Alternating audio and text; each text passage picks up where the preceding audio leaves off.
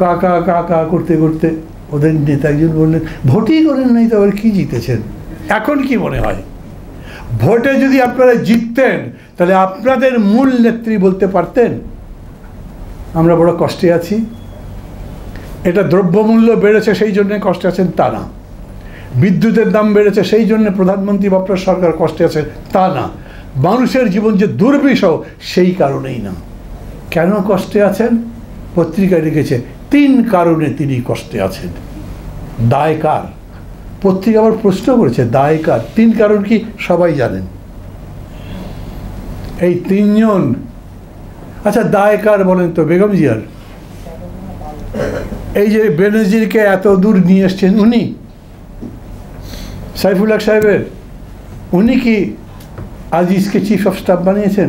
গণতন্ত্র মঞ্চের সমস্ত জিনিসটা তার ক্রিয়েশন। এই আজিজি বলেন আর বেনজির বলেন, উনি তো বানিয়েছেন।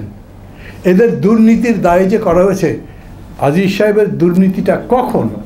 যখন উনি বিডিআর বা বিজিবি চিফ ছিলেন অথবা আরবি চিফ ছিলেন, সেইটাই তো অভিযোগ। বলেন যে অভিযোগের কথা বলে সেটা সর্বৈব মিথ্যা। ওই এডিটার্স গিল্ডের মতো কিছু চামচা সম্পাদক আর মালিকদের কথা শুনলে আমরা মরছি না। এই সব কিছুর বিরুদ্ধে লড়াই করে সত্যটাকে সামনে আনবার চেষ্টা করছি, তাই বলছি আমরা এখন সেটাই বলছি। কেন? ঘটনা নিয়ে যখন all the prime ministers main লেখা হয়েছিল কোনো প্রতিবাদ করেননি, সাইফুল হক সাহেব বলেছেন একটু আগে।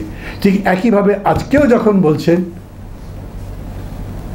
নিজেরা, ওটা তো আমেরিকা নয়, নিজেরা বেনজিরের সমস্ত সম্পত্তি বাজেয়াপ্ত করেছেন। সম্পত্তি কতখানি? 342 বিঘা, আরও কী কী আছে জানা যায়নি। আবার ব্যাংক অ্যাকাউন্ট জব্দ করেছে। আমি ধরে নিয়েছি ব্যাংক এত দেরি করে করলো কেন বলেন তো? সুব্রত করতে পারতো না? আমি কালকে এক জায়গায়, আমি আর সুব্রতদা একসাথেই ছিলাম, সেখানে আমি কথা তুলেছি। সুমোটো এই জব্দ করা যেত না সাথে সাথে, কিন্তু সময় দেওয়া হলো। কেন? ব্যাংকে কত কোটি টাকা আছে, কত শত কোটি টাকা আছে, পার্টাল করে নিয়ে যান, তাই তো? তাছাড়া দেরি করবার কারণ কি? তারপরে বন্ধ করলেন। এত বড় দুর্নীতির পরে ওদের কোনো কথা নেই। আর ওবায়দুল কাদের সাহেব, ওকে তো এমপি বলা যাবে না। যাবে? ভোট হয়েছে নাকি? আমি বলি না, পরপর 3 বারের এমপি, 3 বারের একবারও ভোট হয় নাই। সব চুরি ডাকাতি, এবং তারা কত বড় চোর দেখেন। কতগুলো মামলা ছিল, কিভাবে তুলে নেওয়া হয়েছে, এগুলো তো আপনারা নিজেরাই জানেন, পত্রপত্রিকায় পড়েছেন। রেড অ্যালার্ট আছে ইন্টারপোলের, তাকে নমিনেশন দেওয়ার পরে এরা বলতে পারে জনপ্রিয়। আমি তো দেখি যে আওয়ামী লীগ একটা দুর্বৃত্ত তৈরির কারখানা এখন। কেন? প্রথম আলো পড়েন, আমি প্রথম আলোটাই দেখি বেশি, অন্যগুলোতে এরকম দেখিনি। 3 পৃষ্ঠায় প্রতিদিনই কোন ইউনিয়ন কাউন্সিলের চেয়ারম্যান, কোন উপজেলা চেয়ারম্যান, কোন এমপি 5 বছর আগে কত টাকার মালিক ছিল, এখন কত শত কোটি টাকার মালিক আছে, তার হিসাব দিচ্ছে। কিভাবে হলো সেটার হলফনামার মধ্যে নাই, তার কোনো তদন্ত নাই। কিন্তু বেগম জিয়ার 2 কোটি টাকার জন্যে, সেটাকে চুরি করেনি উনি, ব্যাংকে আছে, 2 কোটি 8 কোটি হয়েছে। তারপরেও ওনারা এটা বলছেন বেগম জিয়ার সাজা হয়েছে, জেল খাটছেন, মুক্তি পাচ্ছেন না, আর এদের মামলাগুলো সব তুলে দেওয়া হয়েছে।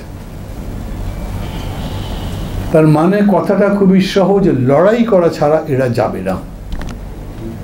আর হতে পারে ধরেন এরকম একটা অবস্থা, আমি মাঝে মাঝে এরকম ভাবি, এই যে অর্থনীতির এত বড় সংকট, কত এখন রিজার্ভ? Below 13 billion. আমাদের প্রত্যেক মাসে ইম্পোর্ট করতে লাগে 5 বিলিয়ন।